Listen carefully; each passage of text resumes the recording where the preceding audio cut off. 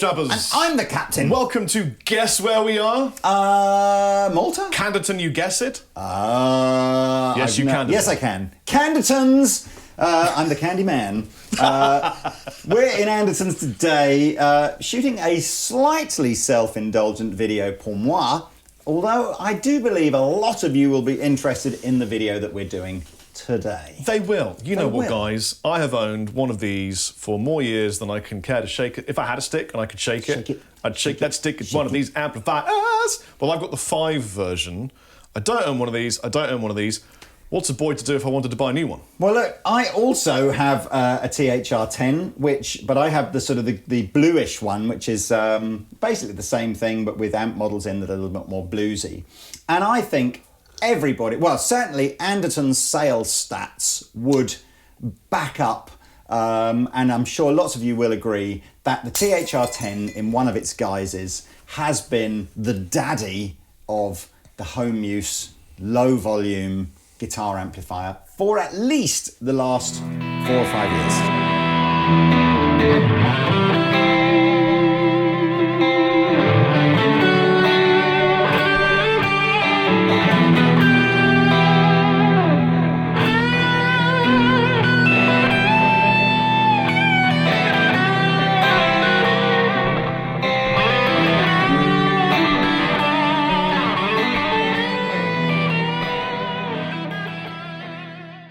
You know what really surprised me? What? Is that, well, I recently spent a month in Malta baking in the heat and enjoying the copious amounts of fruit and alcohol. And I used my TH5 for the entirety of my stay in Malta because that's all I have there on the rock. And I shot a number of videos using it, and the number of people commenting, what's that then? Yeah, what's that? I couldn't believe it. They didn't know what it was. I know. Well, look, so this is a different kind of amp concept. And Yamaha were really the first to do it, and I think utterly blew all the competition away, because ye oldie-fashioned small amp technology is really big amp technology in a small box. So you go, you know, like your old-fashioned Marshall 10-watt amplifier really wasn't technologically trying to be any different to like a 100-watt amplifier. It was just, well, let's make the box smaller, use a smaller speaker, and just a lower-powered amplifier. Yeah. Here we go. And Yamaha were the first people to sort of really come along and go, well, if you want to play at really low volume, you know, like kind of bedroomy works, tour bussy, volume, why don't we, you know, the best sounding speaker systems that we've ever heard for that kind of stuff are some of the stuff that Yamaha Audio make for like their sound boxes and, you know, home entertainment stuff, where you can kind of get all that incredible stereo imaging and all of a sudden stuff sounds way bigger than it should do. So this was like a collaboration between Yamaha Music, their guitar division, and their hi-fi, you know, sort of home entertainment division.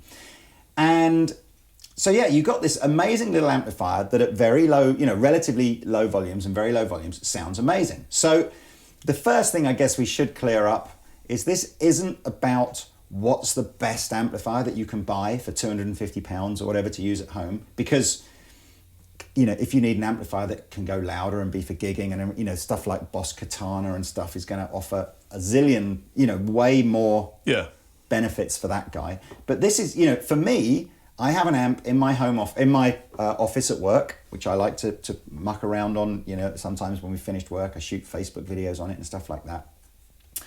And I need an amp that takes up hardly any space, doesn't look like out of place in my office. You know, I guess a real guitar amp probably wouldn't look out of place in my office. I could get away with that. But a lot of people couldn't. It doesn't look out of place at home.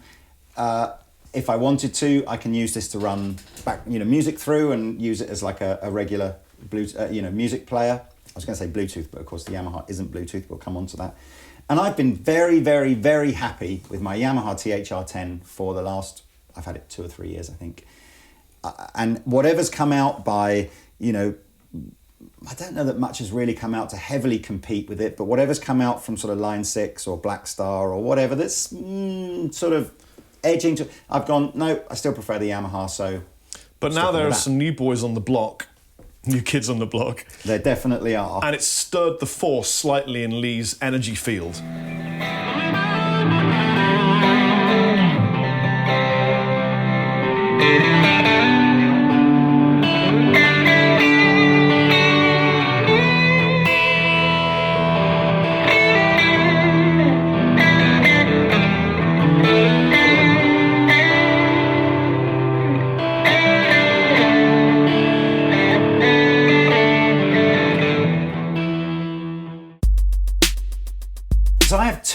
things that in the last 12 months have annoyed me about the Yamaha THR.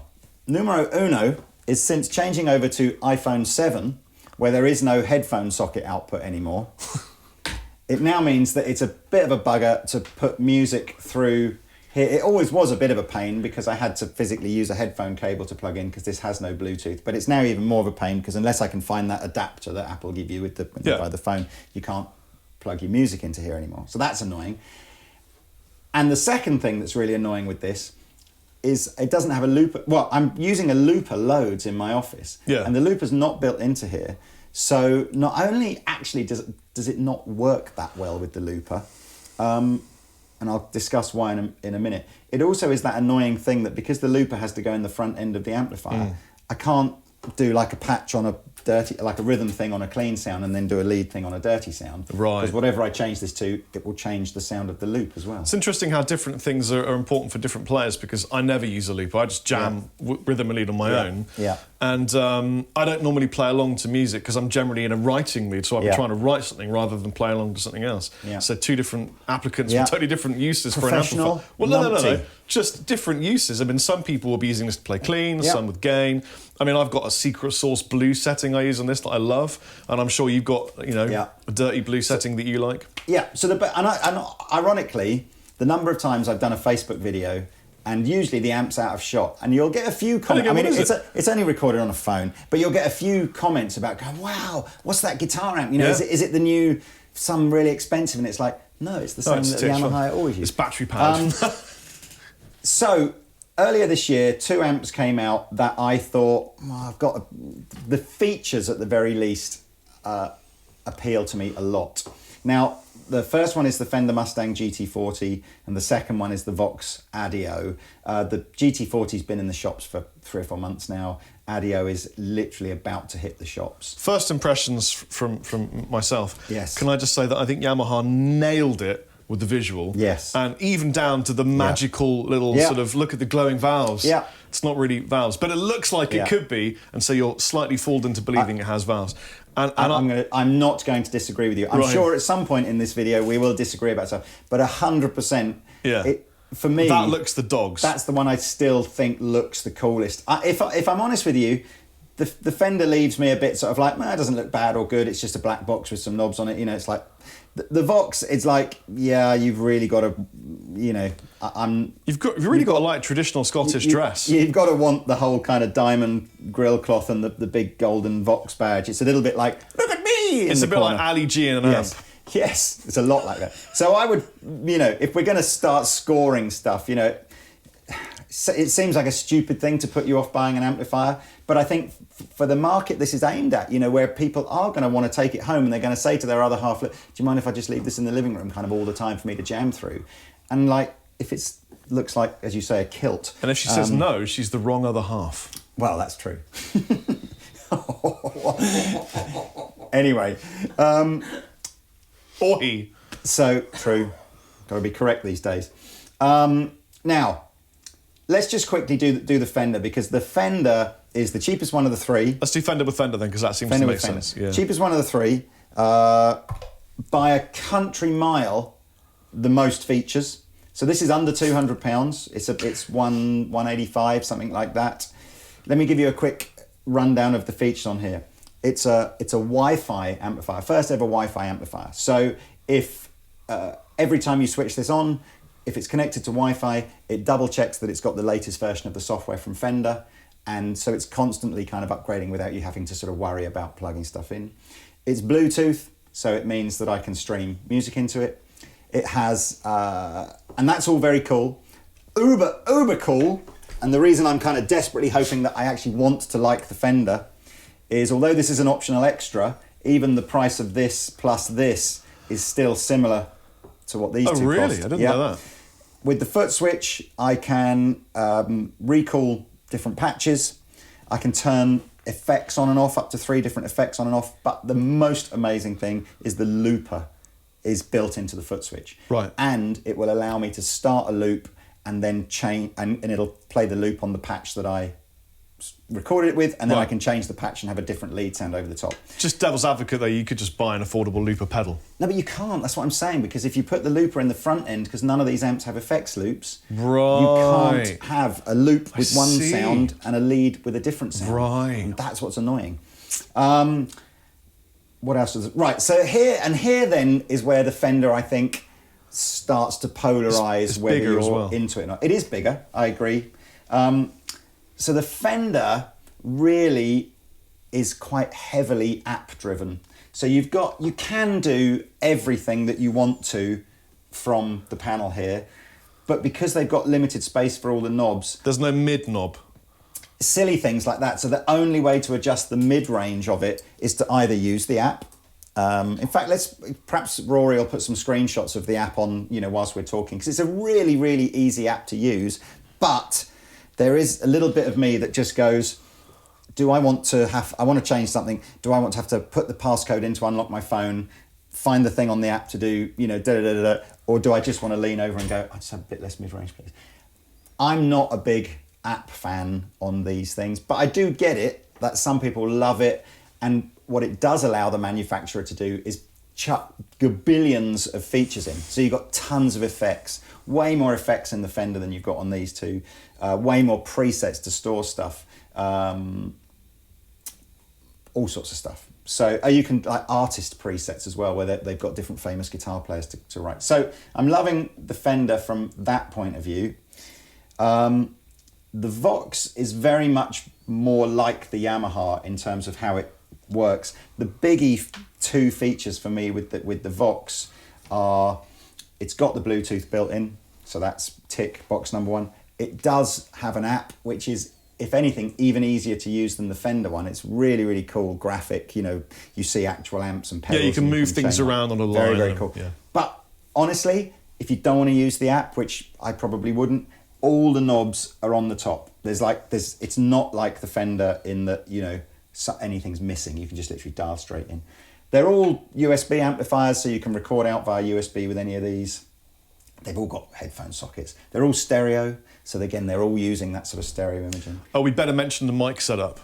Oh, yes. So what we did is we said, how on earth are we going to set up all of these amplifiers? We're going to have, millions of different microphones set up around them to make it all work. So what we said is, if we literally were stood there listening to them, we'd have a couple of ears and a mouth that could be a microphone, apparently not. And so we set up a nice ambient rig here. Yeah. Took Rabia at least 4 hours, and now we've got a really decent, it sounds like in the room kind of vibe for you. Yeah. So look, really then, I think that opening jam that you heard, just in case I didn't really make it terribly clear, maybe Rory did make it clear in the annotation, I played the first rhythm and lead part of that through the Fender. I use that. Yeah, Rob used this all the time, and then I played the second time round, I played the rhythm and then the lead part using the Vox, just so you know for that. And we've got a little switcher on the floor. So let's dive into this. In terms of, again, features, the Yamaha has eight basic preamp modes that cover a range of guitar sounds, plus an acoustic guitar, and a bass as well, and a flat mode. So it's actually 5 electric guitar modes and 3 non-electric guitar It's also modes. got 6 user memory banks, which is pretty handy. Tap time for the delay. You can hold the tap time and make it into a tuner, which is really good for us because we're always out of tune. And an on-off switch. So the Fender, again, has basically way more amp models, way more preset settings, way more effects, and I guess the Vox is probably somewhere in between. But I think, look, what I really wanted to do, and the reason I've set up a little switcher here, is to give a guitar to either me or Rob, plug all these back into the switcher, and then just go, here are 3 clean sounds that are relatively similar on the 2, switch, switch, switch. Here are 3 crunchy sounds, switch, switch, switch, and here are 3 higher gain sounds. Again, we haven't got time in this video to demonstrate to you what every single amp model sounds like in these. No. There'd be way too many. Stop asking.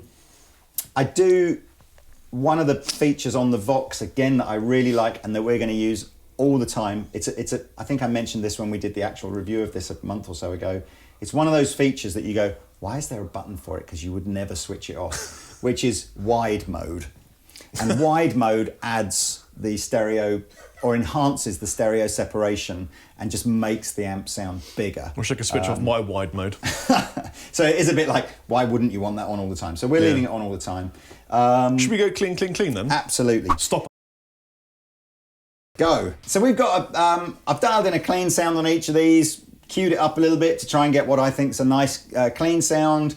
This is using its clean mode, this is using the Fender Twin mode, and this is using the Deducts clean mode. The Deducts clean mode, Deducts which is clean the mode. best one. And I'm going to be doing a little bit of finger pickerage and then a bit of quarterage. They've all got a bit of reverb on them from their amplifiers. That's it though, nothing else. Which one was the Yamaha, this one? Yeah. So we start with the Yamaha and we'll work our way down.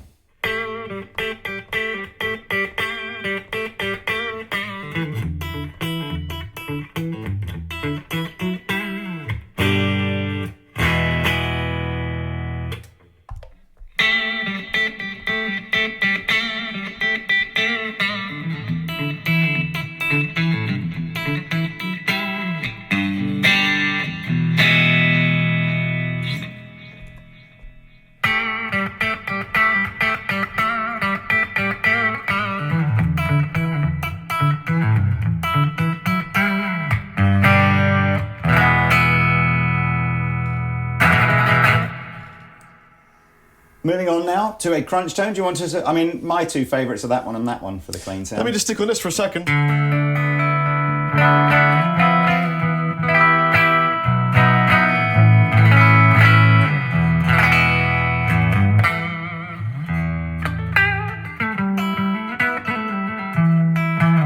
I play and change to that one?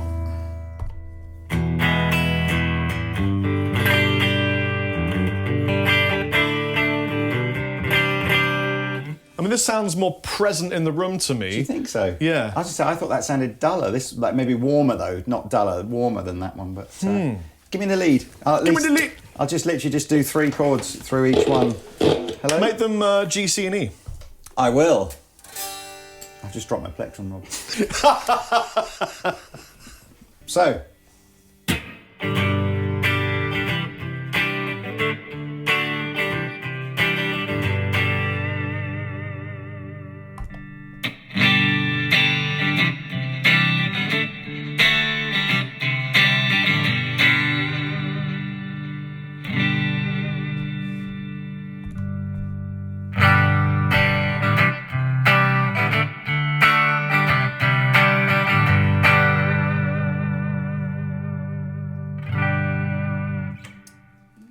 I much prefer the sound of the Vox overall, if I'm honest, in that particular soundscape mode. Yeah. With the Strat, I thought that they were just 3 versions of quite a nice clean sound. With the humbuckers, I definitely thought these two sounded better. But look, let's move on to something with just, you know, we're going to move into a little bit more ganache, not heavy stuff like what we might class as crunch, I suppose. So anyway, we're just going to get 3 good sounds. See you back in a mo. Okay, so... Ladies and gentlemen, you wouldn't believe the amount of technical prowess we need to actually make this video come together, I'll tell you that for sure. Well, it's fun and games. I mean, again, I'm not using the app for any of these, just letting you know. So we've gone for a crunch sound. So we started with what we thought was a sort of a nice crunch sound on the Yamaha using the lead setting. And then to kind of match to it, you're going to have to ignore, you probably can't see on the close-up cam what this says. I'm not renaming all these patches as I'm saving them, but so I'm now using the British 70s, the 70s British amp model in the Fender, and we're using the Brit 800 model in the Vox. All to just try and get a relatively sort of nice mid-range crunchy tone. Yeah. We're probably not, again in this video, we're not worrying about all the other effects that you can use on these amplifiers. So you've got, you know, chorus, flanger, tremolo, blah, blah, blah, blah, blah on all these. We're just sticking with the same reverb just to try and give you just the pure tonal difference between each one. So here we go, Yamaha. Yamaha!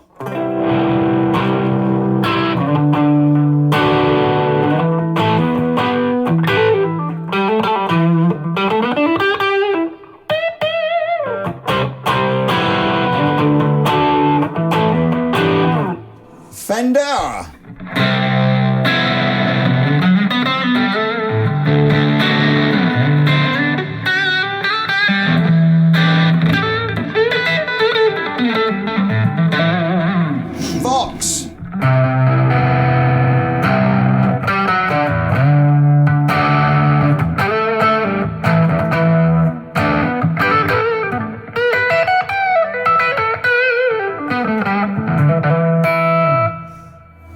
what we should do? What? I'll just strum a rhythm chord, Yeah. you just change through them. Can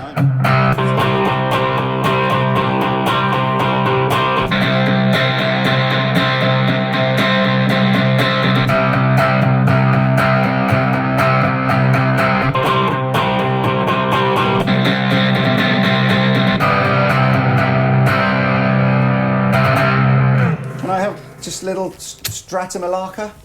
Oh, you picked that up from Danish Pete, haven't you? It's a dirty habit. It's a dirty habit.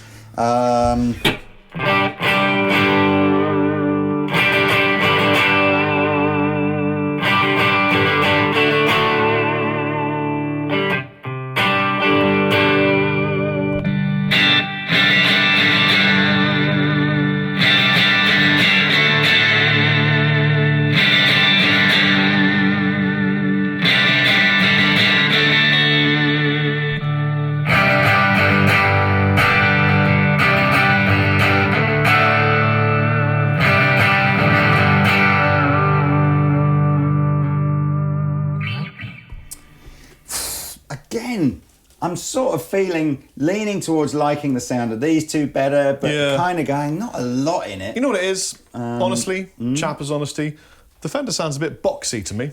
There's something about, I'm guessing it must be the speakers, because it's characteristic to every single patch that you dial up. There is this slight boxy is probably and not the right in the word. YouTube celebrity term. Yeah, boxy, just like kind of.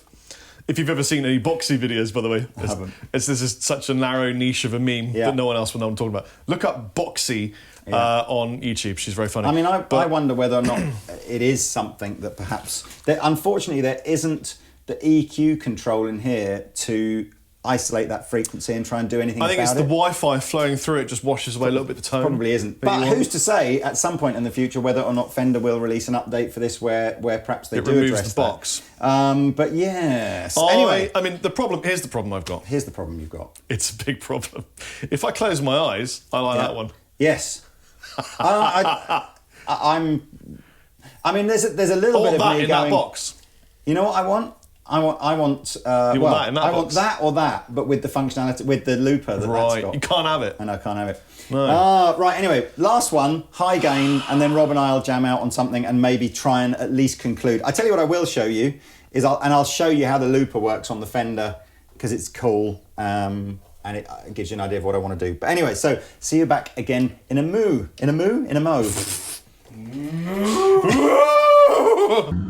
Okie dokie.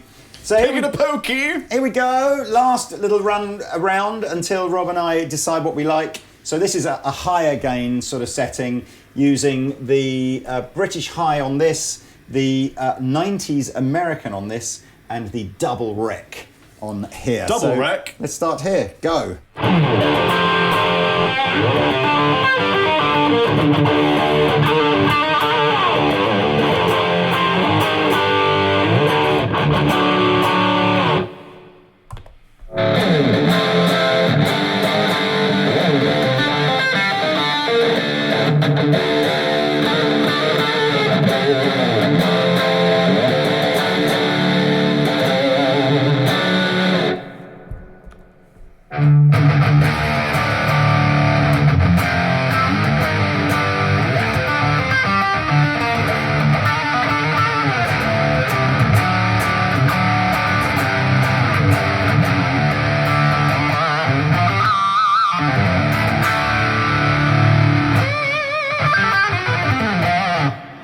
Sounds mega.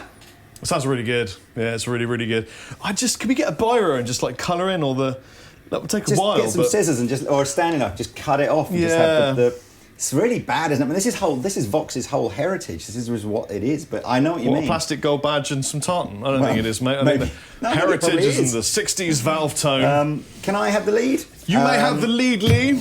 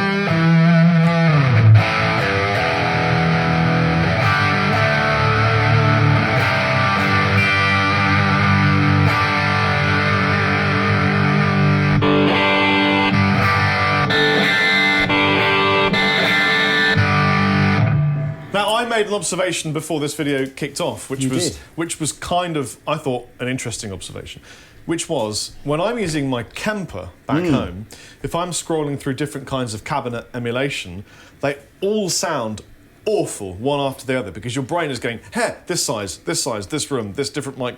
And what you're finding here is, when we step through these different cabinets, yes, it just sounds awful. But if you settle on one and play for it for a while, suddenly it feels nice, it sounds great, everything's good. And then when you change, the brain can't handle that kind of power. It is so weird, because I mean, if you're instantly, my brain is preferring the Vox most, and then the Yamaha's doing, you know, I quite like the Yamaha. And let's not forget as well, there are two other variants of this Yamaha. There's one if you like more bluesy stuff, and there's one if you like more metal-y stuff. You know, this is the sort of the jack of all trades.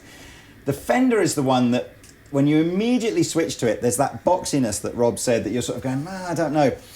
But, and this is the weird but, when we play this for like 4 or 5 minutes, sounds all right. You start to go, it just sounds fine. It sounds less boxy and more like it's in a bigger room. And I don't really, if I'm completely honest with you, understand the science behind that. Maybe somebody will comment to sort of say, but nonetheless, let's just turn these down. Well, it's to do with the mid-range, that is less present. No, I mean, I can understand why something might sound boxy, but I don't understand why that seems to go away if you listen to it for like 3 or 4 minutes. I think your brain just accepts it to be the space you're in. Yeah, I think you're probably right. I mean, I'm just going to see if we can just go back to one of those more British, more sort of classic Fender-y kind of sounds. There's the twin. Well, while you're scrolling through that computer Wi-Fi database on that amplifier, how much does this cost? Do you know what? This one is $249. This one seems to be going up and down every day by about £10, depending on the internet. But you know, this is somewhere around about the sort of 220 to 240 mark. Right. And this is about 185. Right. Wow, that's cheap. So yeah, it's not, you know, I mean, on paper, and actually in fairness in this room, both the Vox and the Fender are quite a lot louder than the Yamaha. But I'm kind of sort of going, if you're buying this, you're not going to buy it for volume, power, are you? You're buying the wrong amp anyway. You should be buying something else anyway. Yeah. Plus, at that price, if you want louder, just get 3 of them or something. So yeah, it's just an odd. It's an odd.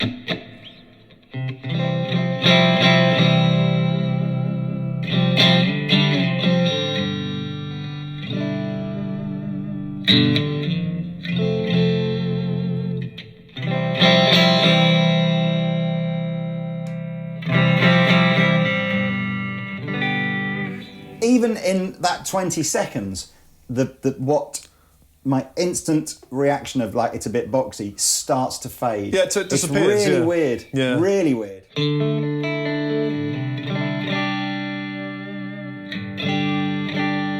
So whilst I've got the Fender plugged in, I'm going to show you the looper. I've got a clean sound on patch 1, a little bit of dirt on patch 2.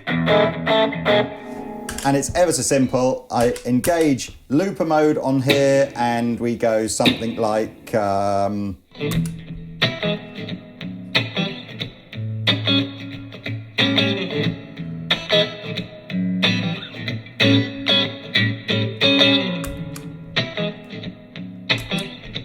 then I go back to preset mode, change to preset 2.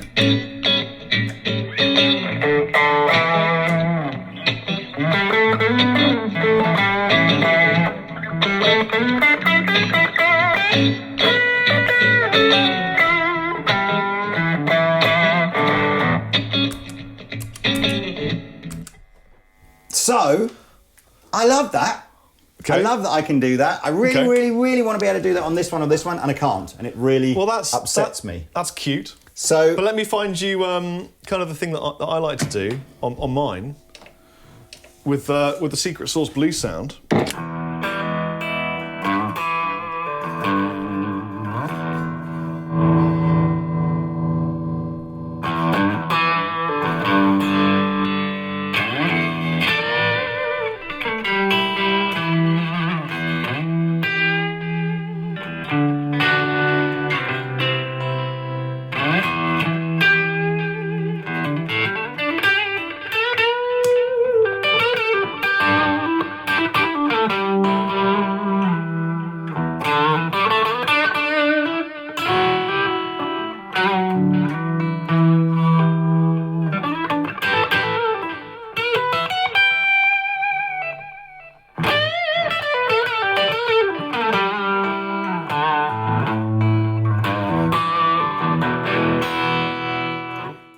And that's my special sauce soundly. good job. Well, look, I am utterly torn because I'm going to tell you right now, that's the best looking one, that's the best featured one, Well, that's the best sounding one. Well, there you go. That's exactly my conclusion What too. a bummer.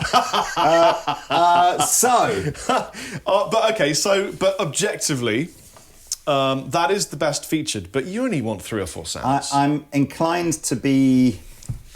Okay, so number one is, I suppose I've got to say, what's the least important out of those 3? It's what it looks like, isn't it? Isn't it? Well, now you say that, but would you ever buy an amp you didn't like the look of?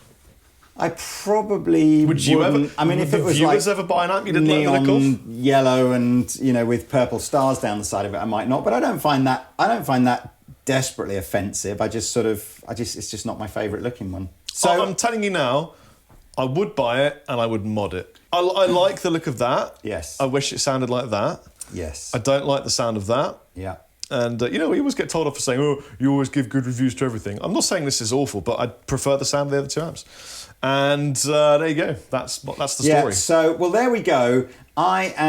You will see, obviously, on Facebook, I suspect at some point over the next 4 or 8 weeks, this is the Captain Anderton Facebook page, me jamming in my office, doing rubbish, using one of these 3 amplifiers. And I've got to say, today, it's probably going to be the Vox. But I've just got to decide whether or not the looper thing is enough to annoy me enough to go, I might just go with the Fender and just... Because I'm fairly sure again, and I hate doing this, but I'm fairly sure if you just worked at the app and literally went through 700 different EQ, you could probably get some better sounds out of that. I did quite like some of the artist presets when I was messing around with it last night. I have to say that I think my Yamaha is going to get retired. Ooh. Just purely and simply because, as I said, I do definitely think I prefer what I could do with either of those. Yeah. And I've had the Yamaha for ages, and I guess sometimes you just want to This was a really long video and also quite serious. It was quite serious. But that's fine. Sometimes it's important serious, to be serious. because, obviously, for a change, this is actually about something I want to buy. I've got a question for the viewers. Go on. Which one, if you had to buy one, Yes. which one would you buy? If you could change one of them, what would you change about that particular amplifier? Yeah. And would you rather use one of these, or would you rather use a valve amp with a low watt setting? So, for example, my RD1 from Victory has a low wattage setting. In fact, they all do, I believe. Yeah. Would you rather do that, or would you rather have a practice amp? We need to know the answers to I'm these just questions. saying, so I have in my office a Fender Blues Junior, 15-watt Fender Blues Junior, Yeah. and at the kind of volume that I want to play with, it sounds shocking. So for me, it's absolutely not valve amp territory at all. Right. It's its own unique thing. It's a thing where you want to play really quietly, but you want an amp that sounds really cool. That's what these. I are think really Lee designed Anderton for. should just make himself a little jam room somewhere in his Anderton metropolis and have Vox, can you make a foot switch for this that's got a looper in it? Could you put it in a please? wooden sleeve? Yeah, and maybe take the diamonds off Make the it out of front. pine or something so it's affordable. Yeah. Put it in a wooden sleeve. Basically make it and then look have like a that. No, just make it look like it's a head. That would look really sick. God, it's so annoying when there isn't a perfect solution out there. But hey, that's life, kids. Get used to it. I've been the captain. I've been chappers. Bye. Bye.